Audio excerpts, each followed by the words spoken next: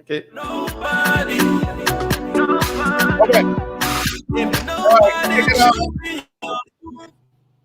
All right, folks. Good evening. If you're in Liberia, good afternoon. If you're on the east coast of these United States, welcome to this very special, um, exclusive edition of the Costa Show. It is an exclusive interview with one of the leading friends of Liberia. Boaka, I'm waiting for confirmation from the radio stations that are relaying us. I'm waiting for definitive confirmation for the radio Okay. station. Yeah. All two on already. All two radio stations are Don't say on. all two, Boaka. Call the names and the frequencies of the radio stations, please. Okay. So we have Sky FM 107.1 on Broad Street, and then we have D15, that Radio Busher 98.1 there in Busher Adelaide. So we are on live and clear. Beautiful. Thank you very, very much. Folks, there you have it. You can go ahead and share the show. Share the link. We're on two radio stations. Well, three. We will not call the name of the third radio station, but it's in Bon County. We are on D15, and we're also on Sky 107.1. This is a special, one of the most anticipated interviews we've done in less than 30 seconds. We already hit 1,000. Less than 2 minutes, we've already hit 2,000 views. Less than 2 minutes, 2,000 views. Well, I want also give me information on the website, the other platforms, the MyTuner, TuneIn, and the other platforms. Give me update real time. Just write them out to me, but I will announce them. Okay. Get the feedback. I mean, get the current viewing from the website, the MyTuner and TuneIn, and let me have them. Dr. Alan White will be our guest on today's exclusive 1 hour interview with him about a number of things we've been hearing that are happening in Washington, D.C. regarding Liberia. Frantic efforts, concerted efforts by friends of Liberia in these United States of America. And Dr. White is one of such people. He's been involved with Liberia and West Africa for a long time, a major advocate, a mover and shaker in the United States, bringing justice and closure for crimes committed to the people of the West African region, specifically in Sierra Leone and currently in Liberia, in order to bring closure and justice and accountability. Dr. White will join us at 4:10. That is in 7 minutes' time. Dr. Alan White will join in 7 minutes' time. Wanted to come on, build the anticipation, and Dr. Alan White will join us. We have been relayed live, crystal clear. My team has just definitively confirmed. We've been relayed on 3 radio stations as we speak. D15, 98.1. Is relaying us on Bourgeois Island, D15 98.1, and Sky FM 107.1 is also relaying the Costa Show, this very exclusive and special edition that is aimed specifically at hearing from the horse's mouth, the people who are involved in helping to bring justice and accountability and closure to the Liberian people. It is the issue of war crimes will be a preeminent, one of the key subjects to be discussed here. The efforts to bring about accountability and transparency, the wave of suspicious murders that we are witnessing in Liberia currently will be discussed here. The things we've heard, some of which have been divulged from platforms such as mine, prominently the war crimes? Are there going to be, the sanctions, asset freeze, visa restrictions? Are these things in the works? Will there indeed be a congressional hearing on Liberia? The likes of influential Congressman Chris Smith and his colleagues in Congress, are they working behind the clock? Behind the scenes, and now they're about to come on the scene to do a congressional hearing on Liberia. These are some of the things we will ask Dr. Alan White. We will also ask him about what benefits, if any, would Liberia accrue from prosecuting perpetrators or persons who committed war crimes and crimes against humanity. Those are some of the questions we will ask Dr. White. Now, a few days ago, we announced 2 hotline numbers for tips, to solicit tips from people who have substantial or substantive pieces of information that could aid in the capture and prosecution of Prince Johnson for the alleged murder of an American missionary named Linda Jury, and also information on corruption and suspicious murders under the Weah government. We provided those lines, those hotline numbers, and we will be asking Dr. Alan White, is it true? Is it legitimate? Is the hotline service real? Is it legitimate?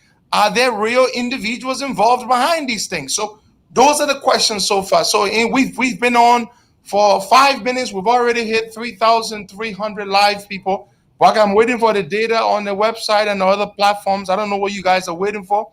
I'm waiting for it right now. Send it to me. I'm waiting for the data. So we are on 3 radio stations, one in Banga, Bone County, and Sky FM 107.1 and D15 98.1. They are beaming this special edition right now. In 3 minutes, Dr. Alan White will join us. We'll be asking him some questions. Dr. White, what is the role in West Africa? Is it just trying to capture bad guys and bring them to justice? Or have you been involved in Liberia in some other ways? Of course, we will ask him how he's been instrumental in helping mobilize financial resources for Liberia and all of that, because there are some people who think that Dr. Alan White is just a man who wants to grab bad people and put them in jail. But we will ask him other questions regarding his role in Liberia, specifically mobilizing resources, pulling strings, making things happen in DC for the Liberian people, as a friend of Liberia, as I call Dr. Alan White. Now, Dr. Alan White, we will ask him, are there sanctions coming, Dr. White? Are there visa restrictions coming? A few weeks ago, we saw a statement emanating from the United States Embassy near Monrovia, in which it stated very clearly, and I will quote verbatim, word for word, it said, and I quote, "A number of Liberians in government have recently been designated as corrupt actors by the United States Department of State and the United States Department of the Treasury." Designated. That word, designated. And so we'll be asking Dr. Alan White, is it true? Are Liberian government officials going to be designated?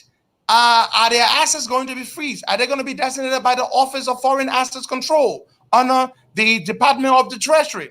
Is it true that there are going to be visa restrictions? These are some of the things we'll be asking Dr. Alan White. He will be with us very, very shortly. In 1 to 2 minutes from now, Dr. Alan White will join us live, and he will speak to the Liberian people on a Liberian platform.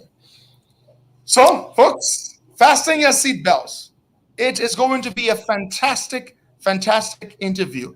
This man has many decades of experience under his belt, working in the United States government, working in the international justice system, fighting for to curb global crimes and bring global crime and global justice. And those are the things Dr. Alan White has been involved with.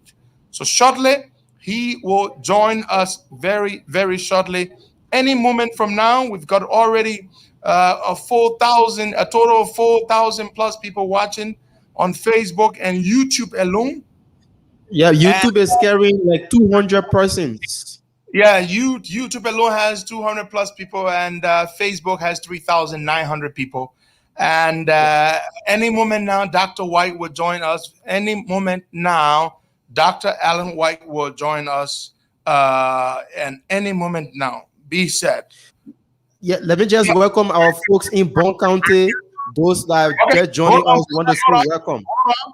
Folks, we have with us, ladies and gentlemen, it is my pleasure to announce the arrival of Dr. Alan White, a real friend of Liberia, as I call him, a friend of the people, a man who has dedicated decades of his life seeking to bring bad men and women to justice, to bring closure and accountability in places where people were maimed, murdered, raped, tortured. Ladies and gentlemen, Dr. Alan White. Dr. White, it's our pleasure to have you, sir. Hey, good evening, Henry. Thank you for inviting me, and and all of your listeners worldwide. I'm delighted to be here. Thank you. It is our pleasure, sir. We are currently beaming on 3 radio stations across Liberia, and thousands of people watching and listening via the internet as well. Dr. White, today's interview is one of the most anticipated I have done in my 10 years during this business, and I can tell why. There's a lot of tension. But, sir, we would like to open this interview by asking you to kindly do us the pleasure of introducing yourself fully so that people know exactly and intrinsically who Dr. Alan White is. Well, thank you so much. I've been in the criminal justice field for far too long, going on 5 decades. Let me turn this. Is that down? Is that okay? You are fantastic, sir. Okay. My last 3 years, I was on loan from the U.S. Department of Defense, where I was a federal law enforcement executive, to become the chief of investigations for the UN-backed War Crimes Tribunal Special Court for Sierra Leone. And I had never experienced international justice at that level, and I'd never seen the horrible atrocities committed by mankind. And I made a commitment when I got to Sierra Leone and I saw the victims that I saw, not only in Sierra Leone, but also in Liberia, that I would pursue justice till the very end. Unfortunately, at the time, my mandate was to work in Sierra Leone. However, shortly after the indictments occurred and Charles Taylor was forced into exile, I immediately went over with a team and we started conducting investigations throughout Liberia to gather evidence and other information pertinent to our trials. And although we were able to successfully pursue and prosecute Charles Taylor, our mandate didn't extend itself to Liberia. The reason why we were able to successfully prosecute Charles Taylor is, number one, he created the Revolutionary United Front, and he aided and abetted them for years, as everyone knows. So he was convicted. He had command responsibility. But unfortunately, the people of Liberia was not able to attain justice at that time. So I made a personal vow that I would be back and we would continue that quest for justice for Liberia. And that quest continues today. And we're making, I think, significant progress. And with the people's help, I honestly believe that this can be actualized and it can come to pass. Thank you so much, Dr. White. Dr. White, let me ask you a question. You said with the people's help. What exactly can and should the Liberian people do to show up your efforts? Well, this isn't just my efforts. This is the quest of the Liberian people and a follow-up to the TRC Act. If you'll remember, the TRC, which was created in May of 2005 by the TRC Act and the Comprehensive Peace Agreement, required the establishment of the Truth and Reconciliation Commission. And upon the completion of its work, all of the recommendations, all of them, were to be enacted into law, period. So that is the law. So this is something that it's not just a quest of mine, it's a quest for the Liberian people. They wanted justice, they sought justice. Now it's up to the people to demand that the government implement the requirements of the TRC, which includes the establishment of the War and Economic Crime Court. So it's up to the people to demand their legislators to enforce the TRC Act and implement the recommendations. And I can get to that in a little bit about how the court should be set up. But in response to your question, it's up to the people to follow up what they wanted and what they demanded. Thank you so much, Dr. White. Now, let me ask a question. The detractors and the people who oppose, for whatever reasons, the establishment of a War and Economic Crimes Court often say, if we were to do such a thing now, it could very well plunge the country back into chaos. They want to cast that aspersion of cynicism and to sort of scare people. And what do you say to such people? It's drawing from your Sierra Leone experience. What I can say is that was exactly what I heard from the people that opposed it in Sierra Leone. We were told repeatedly by those that were involved in the commission of war crimes that they would repeat and sink the country back into civil war. What I can tell you is the rule of law is far more powerful than the barrel of a gun. And we heard that as soon as we started our work, that we would upend the country, it would return into civil conflict, civil war would erupt, and nothing further from the truth had happened. There was a gentleman there by the name of Chief Hinga Norman, if you may remember him. Very well. He was in charge of the Civil Defense Force, and he had over 10,000 commodores. Do you remember the commodores, the local fighters? Those were his, that's a sizable group of people. 10,000 fighters that we were warned that if we pursued him, they would come after him and they would plunge the country back into civil war. He was also the Minister of Internal Security, which meant he had complete control over the entire security apparatus. The police, the national intelligence agencies, all of those that you would think that if they supported him, they would be there if in fact he was arrested. Well, I can tell you on March 10th, 2003, when I launched Operation Justice and I arrested everybody publicly at that time, we arrested Hinga Norman, and within 55 minutes, we had at least 10 of the 13 suspects rounded up, put on a helicopter, and they were flown down to Bonth Island. And when the people found out that Hinga Norman was arrested, they were dancing in the street, and the rest is history. Where were his 10,000 men? Nobody came. Nobody came. Beautiful, sir. Very, very good. Now, sir, we've had pushbacks with, politicians, successive administrations when it comes to establishing a War and Economic Crimes Court. Today, if the WEA administration were to say to you and other actors who are pushing for this to happen, that they are prepared now to give the support for the establishment of the War and Economic Crimes Court, and to have the Liberian Senate, which, by the way, was recently condemned by the United States government for what they did, which we will get into later, would you and international actors pushing for this to happen, would you be satisfied with a process led by George Weah? Would that please you, sir?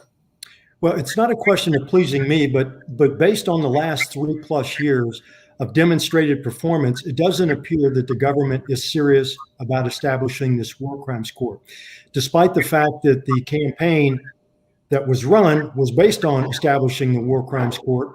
And if you remember, in September of 2019, when he appeared before the United Nations General Assembly, for over 20 minutes of his speech, he asked the international community for their support to set up the war crimes court. And as soon as he returned to Liberia and was asked and questioned by the press about that, he denied that he ever brought that up. So here's what I would say. This would be my suggestion, is the TRC Act authorizes and requires that this be established. And it also requires the government not only to set it up, but to seek international community and international support for the establishment of this tribunal. So I would use the Sierra Leone model, because it's exactly, in my opinion, what needs to be done in Liberia. What President Kaba did for Sierra Leone, and it took courage, and I understand that, but he did it. He sent a letter to the Secretary General requesting the establishment and support for a war crimes court in Sierra Leone. He did not have the capacity and he did not have the funding. So the Secretary General, in concert with the other member states, agreed to support that. And they created an international hybrid. So to avoid the conflict of interest, mitigate corruption, it was agreed that this would be an international hybrid court, which meant it had international jurisdiction and it also had national jurisdiction. And it would be staffed primarily by internationals to avoid any corruption, to mitigate risk of conflict of interest, and to make sure that it was done transparently. So that would be the model that I would suggest. And I would suggest that President Weah immediately send a letter to the Secretary General of the United Nations requesting that the court be established and request funding and other necessary support to include perhaps security. What we did have a United Nations mission that was there, but eventually they left. So we still had our own security that was established. So those are things that can be done to protect the court and protect the people that work with the court.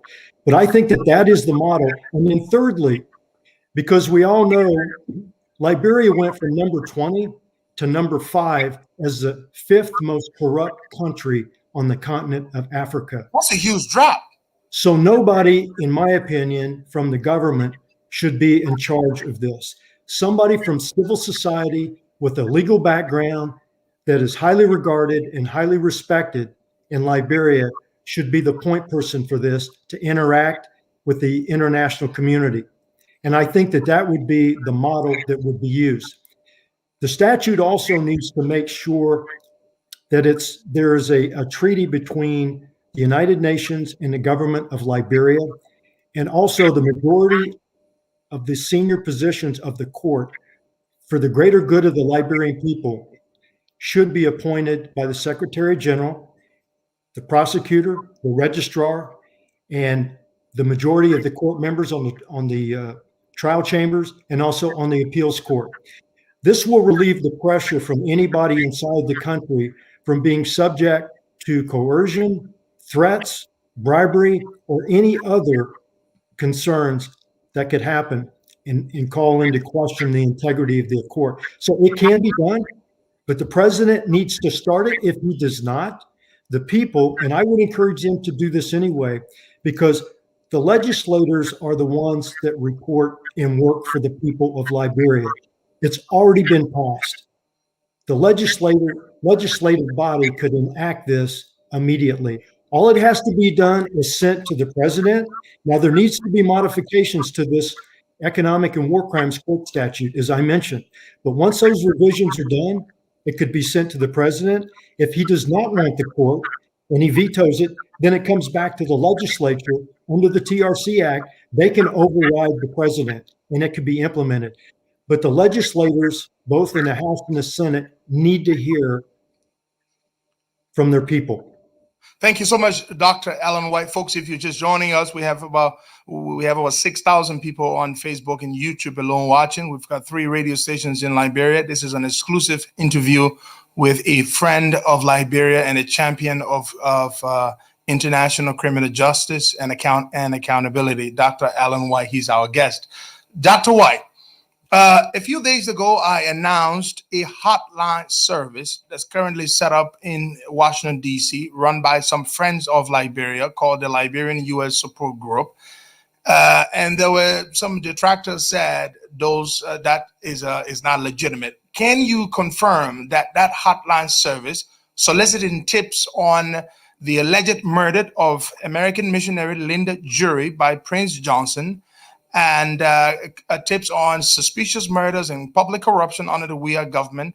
Can you confirm that that hotline service is legitimate and is indeed real?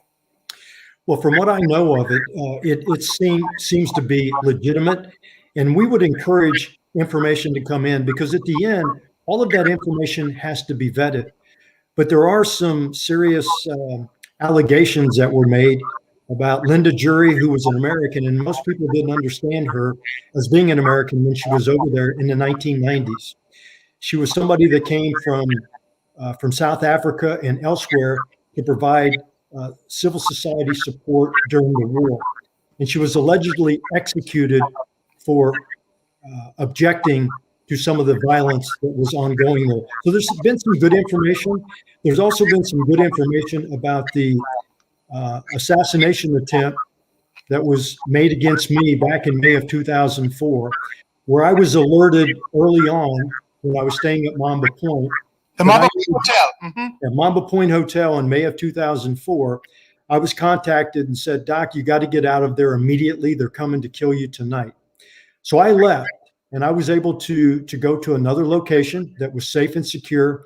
Unfortunately, there was a U.S. Department of Defense delegation that was led by a fellow senior executive, and his name was John Offrey. And since I had vacated that room in that hotel, they assigned him my room. And unfortunately, late in the night, there was allegations, not allegations because it actually happened. It did happen. There was an individual that dropped down through the ceiling tiles and stabbed him to death with an 18-inch bayonet. And I was contacted the next morning because I was still in country, but at another location. And they sought to find out if I was okay. And they were glad to hear I was okay. And I asked why. And they said, well, the room that you were staying in, that you vacated last night, there was another American that was in that room and he was stabbed to death. And that was John Offrey.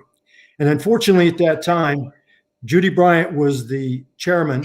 Okay. And he did not like our efforts at all over there. So from what I understood, this investigation was swept under the carpet and turned into a robbery burglary that had gone bad. Now, this hotline has developed new information of people that's in the current administration that was involved in this assassination attempt and killing. Excuse me, sir. Did you say this hotline service, from announcing the numbers, you've received tips on the assassination attempt against you, which unfortunately claimed the life of Colonel John Offrey? Did you say that? And did you also just say you've received tips pointing fingers at current George Weah government administration officials for being involved in attempting to assassinate you? Is that what you just said, sir? That's the information that was conveyed to me. Wow. Wow. Well, folks, there you have it. Dr. Alan White is our guest. So the hotline service works, and you heard him say they've received tons of tips. The phone lines are ringing off the hook, and they're getting information on a number of things, including current George Weah government officials involved. Now, sir, one of the things on the hotline service, it talks about tips on corruption under the current administration and suspicious killings. All that information that's being collected and to be vetted and substantiated, would that information be used to bring to book the current perpetrators under the Weah administration? Should we expect that, sir?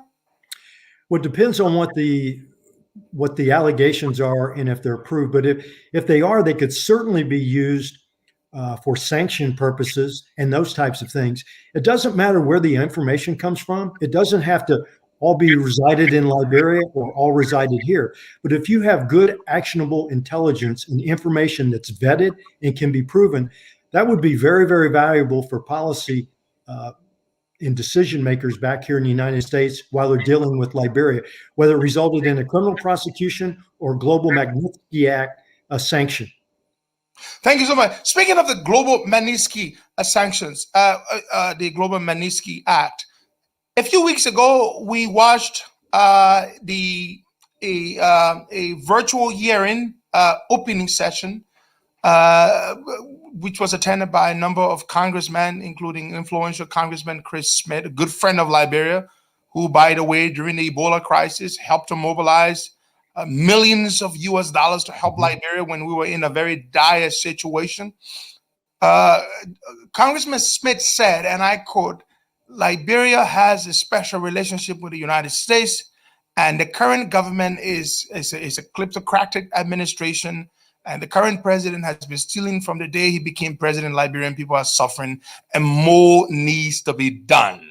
And he said more needs to be done after he mentioned Senator Vine Sherman, who was recently sanctioned. Now, we're hearing talk of possible sanctions and visa restrictions. Is this really in the works, Dr. White? Well, it's clear that the U.S. is closely monitoring what's going on in Liberia. And I'm not at liberty, nor do I have inside information as to who would be sanctioned, who wouldn't be sanctioned. But I do know that this is a very powerful tool, and they are looking at it very, very closely and looking at the events over there. So it's a very powerful tool, and it's something that is not used lightly, but when it is, it's substantiated. And I know it's my understanding they do have additional information, and certainly I'm reasonably certain that there will be more to follow. I can't say when, but certainly they're very aware of what's going on in Liberia. You are reasonably certain that there will be more to follow, and that more means more sanctions. That's what you mean, sir.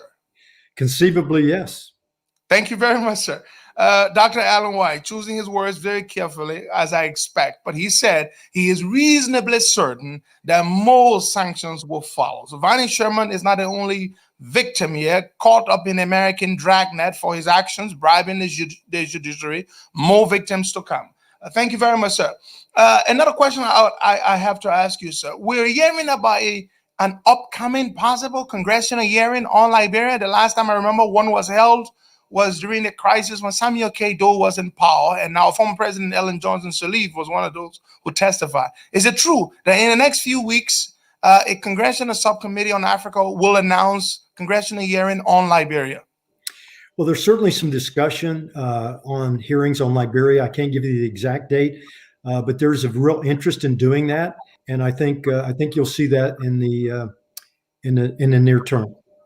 Thank you very much, sir. Again, Dr. White just confirmed that a congressional hearing is possible and is coming up, and we were here. And so now, sir, a couple of years ago, you said that George Weah, now president of Liberia, then standing bearer of the CDC, was in talks with Charles Taylor. And you were very concerned about that. I watched your interview on the VOA, by the way, when you said that. Why were you concerned with George Weah being in communication and contact with now jailed former President Charles Taylor? Well, number one, he's a convicted war criminal, and anybody running for president that apparently is in communication with a convicted war criminal who is supposed to remain out of any political involvement in Liberia, that was number one. That was a violation of the terms of his sentencing. And anybody running for president, why would you affiliate yourself with a convicted war criminal? That is true.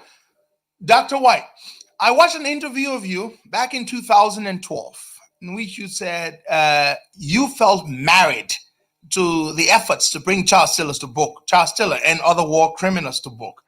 And that interview was quite extensive. And in that interview, you talked about something I had only heard whispers of the instrumental role you played in helping, former President Ellen Johnson Sirleaf, just when she had gotten elected in December and made her first trip to DC, in helping fix a meeting for her with Congressman Chris Smith, Congressman Frank Rudolph Wolf, who was then chair of the Appropriations Committee, and Congressman Ed Royce.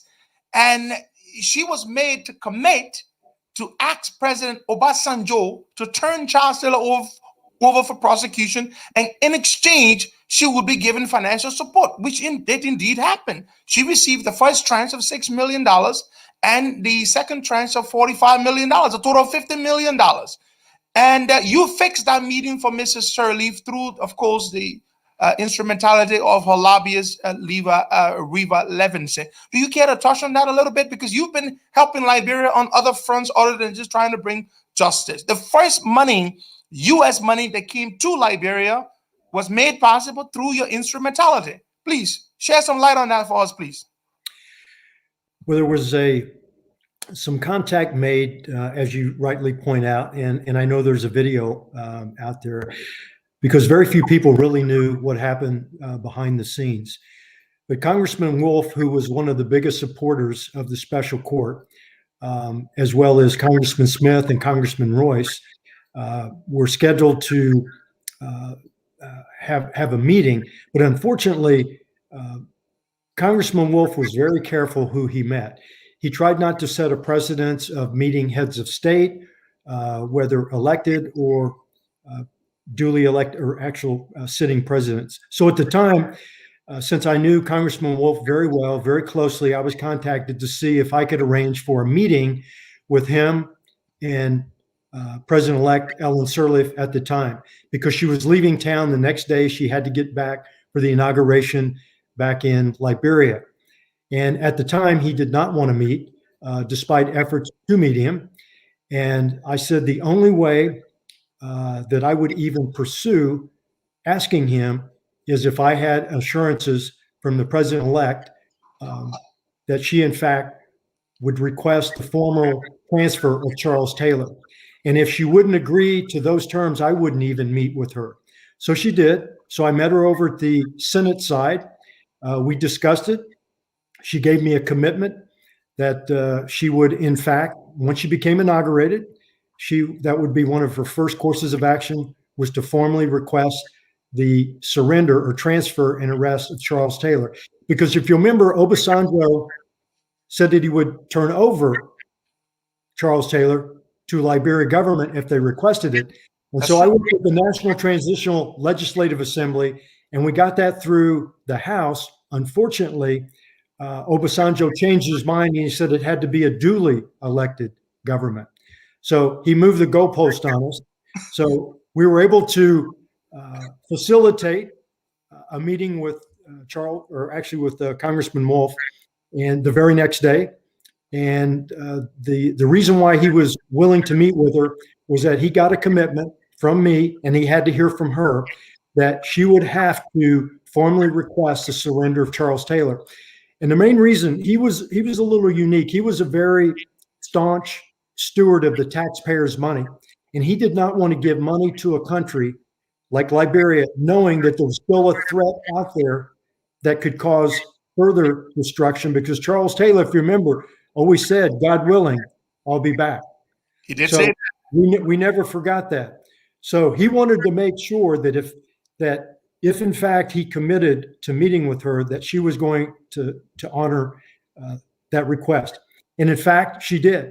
And as a result of that, Congressman Frank Wolf was very generous to Liberia. She did what she said she was going to do. He was brought to book. Not only him, but his son a week later. We were able to arrest 2 Taylors within a week. And Chucky Taylor. Chucky Taylor coming to the U.S. So she lived up to what she said she was going to do at that point. Unfortunately, we never realized the establishment of the War Crimes and Economic Crimes Court. But at least for securing Charles Taylor, where he was transferred, arrested, and prosecuted by the special court, she met that obligation. Very, very, very, very, very good, Doc. There is this policy, sort of a policy position called SLAM for short, Strengthening Liberia Anti-Corruption Mechanism. Do you care to elaborate on that protocol, that philosophy, SLAM? Well, unfortunately, I don't think it's one that could work right now under the current regime. But technically, it would be something very similar to the U.S. system, where you strengthen Liberia's anti-corruption mechanisms. You pursue criminal cases, civil cases, and administrative action against people that are involved in criminal corruption. The majority of most government expenditures are in contracts, and major procurement contracts is where a lot of corruption exists. Precisely. So when you're pursuing this type of, we called it the coordination of remedies, where you're pursuing criminal, civil, and administrative sanctions against those involved, government employees, companies, individuals that defraud the government, and government officials that are corrupt, receiving bribes and kickbacks. Those are all types of things that we pursue. Unfortunately, I think that'll have to wait for another time, but that's the spirit and intent of strengthening Liberia's anti-corruption mechanisms. Thank you so much, folks. You are watching and listening to an exclusive interview with Dr. Alan White, a friend of Liberia. He's just dropped some bombshells. I heard him say, because of those hotline numbers, they've received some very, very substantial tips leading to folks currently in this administration who attempted to have him assassinated back in Liberia, which unfortunately led to the assassination of another American operative in the person of the late John Offrey. He was a colonel in the U.S. Army, I believe. And that assassination was targeted at Dr. Alan White, who is here, by the way. And we thank God his life was spared. which of course is unfortunate that another American colleague of his was lost.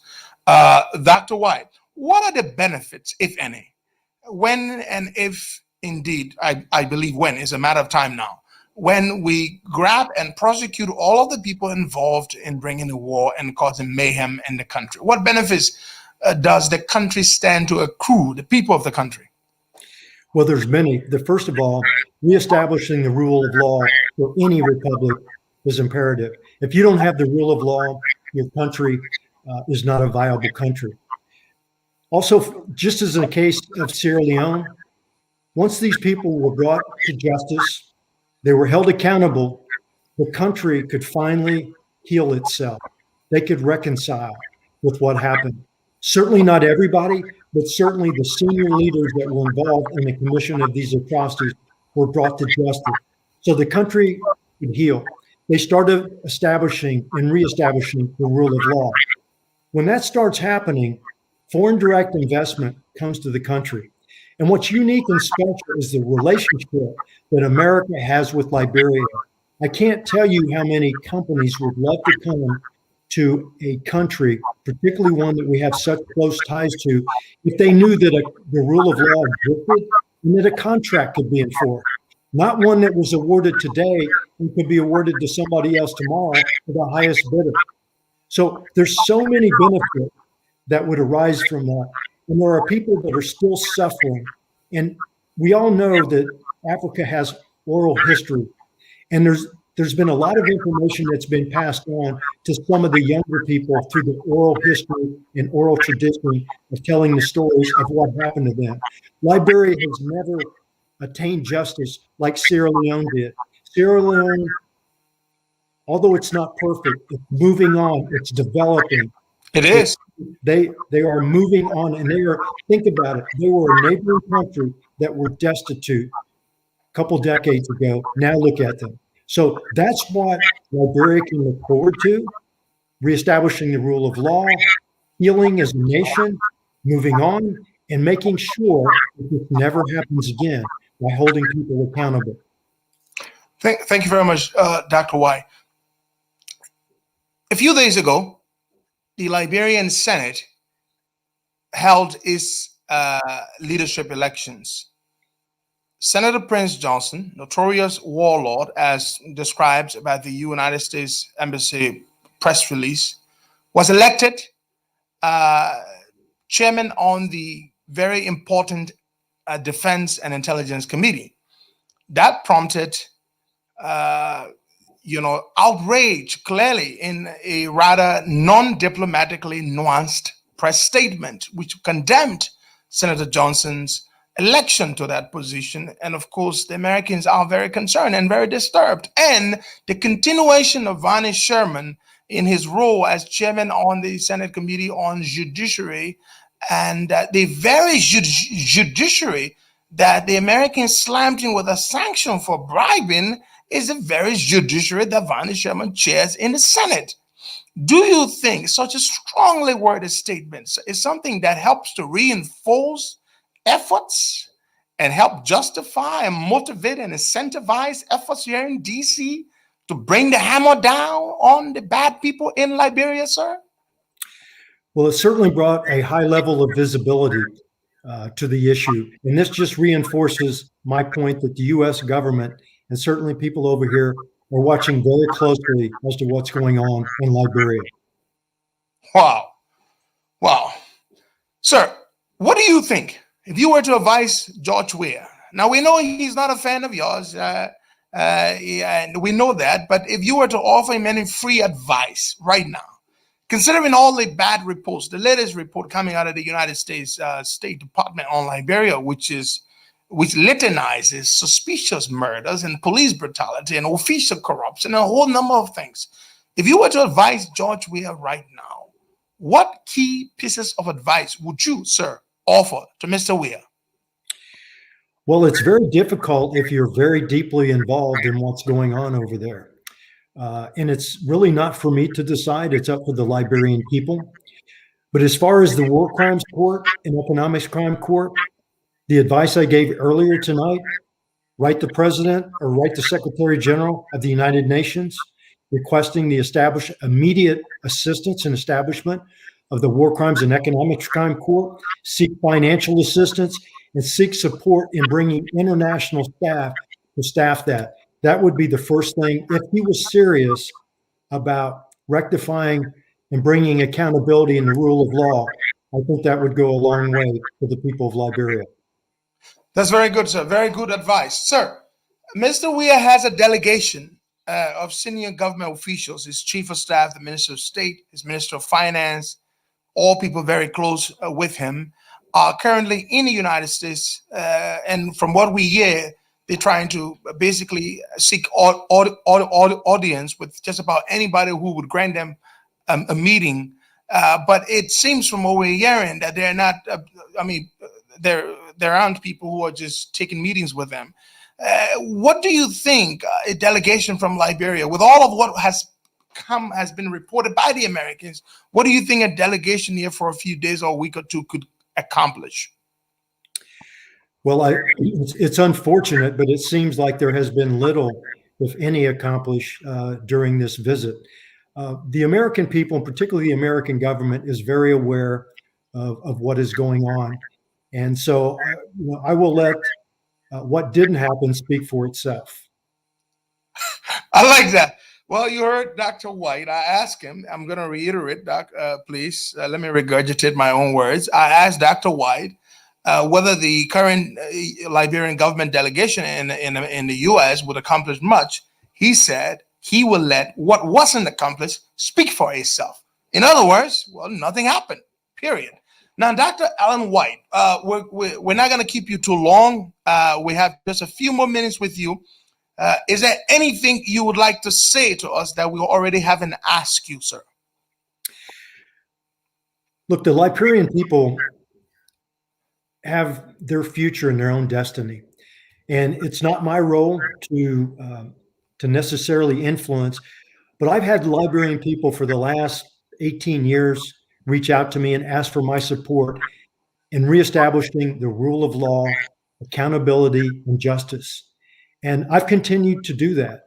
And I will, and there's been many others that are involved and are willing to do it. But if they want justice, they already have the mechanism in place.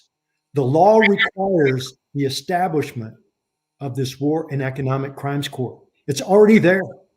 All the people have to do is demand their elected leaders enact this legislation. As I mentioned, it needs to be changed. It needs to have an international hybrid component. We have to have international people, but the tribunal would be set up in the country, just like Sierra Leone, where the conflict occurred. The people will see justice. They'll get to see it every day. They'll get to experience it, and it'll be in a transparent manner. But those are some things that the people, if they want justice, and I know it's a very tenuous situation over there, but we all have to think about what we want. And it's a grassroots effort. And that's what I've been told repeatedly. If there's a grassroots effort for this tribunal, there will be international support. And I can tell you that from my own experience and dialogue with people in the U.S., as well as other international components. Thank you very much, Dr. Alan White. It is indeed a grassroots support. This is the first time we've actually struck 7,000 people watching live, many tens of thousands listening via the radio station and on the other online platforms. This is by far the most listened to, most watched interview that I've done. To me, it bears testament to the fact that Liberians are really indeed interested in justice and accountability, because as you rightly put it, in order for the country to move forward, we must heal. We must be able to have closure so we can focus and redirect our energy and our focus on moving the country forward and not being distracted by the effects of the culture of impunity, where the likes of Prince Johnson would be threatening the people instead of being remorseful. Linda Jury, this American missionary, in the hotline number, the voice prompt says that the U.S. government seeks to have him brought to the U.S. and prosecuted under U.S. jurisdiction. So whether or not a war crimes court on Liberia happens, the Americans are not going to stop trying to lay hands on Prince Johnson to prosecute him. Is that so, sir? Well, certainly these are the allegations that would need to be investigated, and we would need to find out what legal options are available. But as a result of this hotline, this information is starting to come out with some more granularity, more detail as to what's happened, which will give the U.S. authorities a much clearer picture on what they want to do, both investigatively and prosecutively. Dr. Allen White, thank you so much. And this has been an incredible opportunity. The Liberian people appreciate you for all of your efforts in helping to bring justice and accountability and end the culture of impunity, and so that the country can move forward. We appreciate you, we support you, and on behalf of the Council of Patriots, the pressure group which I had, I will speak with my people so that we can mobilize that grassroots support you talk about. But I'm going to ask you a question, Doc. One of the problems we face in our country is that whenever we try to exercise our constitutional right to mobilize the people, as we did on June 7th and on January 6th, respectively, the government clamps down using violence and all that kind of stuff. Can we have the support of our international friends, people such as yourself, people such as Congressman Chris Smith, that statement he issued just before the December 30th protest, which was moved to the 6th? Can we rely on the support of our American friends if we stood up to mobilize this grassroots support in order to show up your efforts for the War and Economic Crimes Code and for justice against what's happening in the country today? Can we rely on you to support us? Well, you can certainly rely on my support, and there are many people on Capitol Hill and certainly in the U.S. government. They want to see a grassroots movement. They don't want to see a dictated court from America. But if this is truly what the people of Liberia want, just as we were there for Sierra Leone, we'll be there for Liberia. So it's up to the people what they want to do. And you mentioned it very pointedly. It's a constitutional right to petition the government and to peacefully assemble. And that's the key, peacefully assemble. But this is something that's already passed into law. It should have been enacted. So this is something that the people wanted, they got. Now it's up to them to encourage their legislators to move forward. And to that extent, I would like to commend Senator Darius Dillon and Yeka Kaluba, because they've at least been out front on this. And I know it's been at great personal risk, but there are others like them that need the courage to step forward and do what the people want them to do. So now it's up to the people to insist that their representatives and senators follow through on what the law requires. Let me ask my co-host Bwaka, is there anything you would like to ask Dr. White before we part company with him? Yeah, thank you so much, Dr. White, for being with us here today. For me, I just want to ask you for a favor for we, the Liberian people, because we have been here and we are going through a lot of things. We here at the Costa Show would really love if you could help us bring Senator Chris Smith, at least who can take an hour with him here on our show, please. If you could help us with that. Representative Chris Smith. Well, my suggestion is make a formal request, and I'll be happy to follow up. But I would have it come from you guys. Make a formal request to him. I would certainly send a formal request. I know how to do it, and I will have you make it happen for us. Thank you very much. Dr. Thank you so much for having me. It's been my pleasure. Thank you. Wonderful, wonderful. Folks, there you have it. And that's a good point you made, Bwaka. You made a very good point about bringing on Congressman Chris Smith, a very powerful man, a very good friend of Liberia. I will make the request. I will send a letter to Congressman Smith, and I will ask Dr. White to make it happen. And we will bring Congressman Chris Smith on. I'm sure he would love to come on the Costa Show. Folks, there you have it. I'm Henry Costa. Bwaka Kamara is my co-host there in Liberia. Many thousands. Bwaka, give me the data from the web. We reached Senator Darius Dillon. Dr. White just commended you. Dr. Allen White just commended Senator Darius Dillon and my brother Yeke Kaluba. So the Americans are watching. Darius DeLong, you just received a commendation from Dr. White. And Yeke Koluba, you just received a commendation from Dr. White. The Americans are watching. The Americans are watching. I want to say this. I want to thank the radio stations that relayed us. All the radio stations, Sky FM, even though we paid them, but we want to thank them anyway. I want to thank them. Sky FM 107.1. But I'm waiting for that data from the online. I also want to thank D15 98.1, and I want to thank that radio station there in Banga that relayed us. And I will be appearing on Spoon Talk at 5 p.m. or 5:45 or 5 p.m. To discuss this conversation that's been held. We've broken a record here today. We reached 7,200 views on Facebook alone. That's a new record. The last time we broke a record was when we interviewed former Vice President Joseph Yoman Boakai. We reached 5,000. Today we reached 7,200 views. 7,200 views today. And that is excluding Boakai. I'm waiting for the data. I want to announce it before we go. Okay, just check your WhatsApp, your messenger. George just send you the breakdown. I want to announce the data of the people who are watching via. I'm waiting for it. I can't see, but why you can't send it to WhatsApp? That's easy.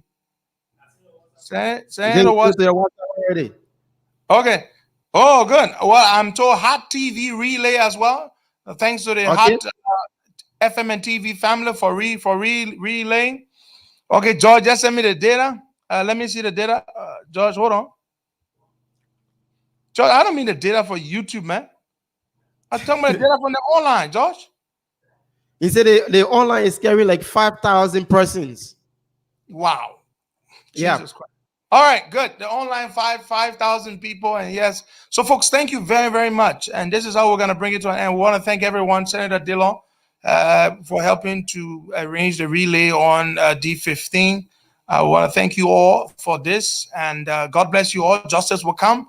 You heard Dr. White. When I asked him whether the hotline service is correct, he said the hotline was able to give them information on the people who tried to murder him all those years ago in Liberia, in which the American colonel was murdered. And he said some of those people are currently in the George Weah administration. Dr. White also said that the delegation here would not accomplish anything. Dr. White said the Liberian delegation here in the United States, headed by Nathaniel McGill and Samuel Twe, will not accomplish anything. He said that. He said they will not accomplish anything. Dr. White also said that when I asked him what sanctions are coming, Magnitsky sanctions and visa restrictions, Dr. White said he is reasonably certain. Look up that phrase, reasonably certain that the sanctions are coming very soon. When I asked Dr. Alan White, Dr. White, is there going to be a congressional hearing on Liberia, as I announced some time ago? Dr. White said, yes, it is in the works, and it will be announced very, very soon. That is what Dr. Alan White said. Folks, this is a record-breaking interview, and of course, this is fantastic. Thank you all so much. Have yourselves a wonderful, blessed evening, and look forward to seeing me on Spoon Talk, where we're going to move the traffic and we're going to discuss it. Have yourself a wonderful evening, and you guys be safe. Thank you so much. Thanks to you and the crew. Thanks to Eduardo. Thanks to George. Thanks to Anthony. Thanks to everyone. Thanks to Sylvester Tevez and everybody who helped to make this interview possible. Thank you, guys. I love you all. Bye-bye. Bye.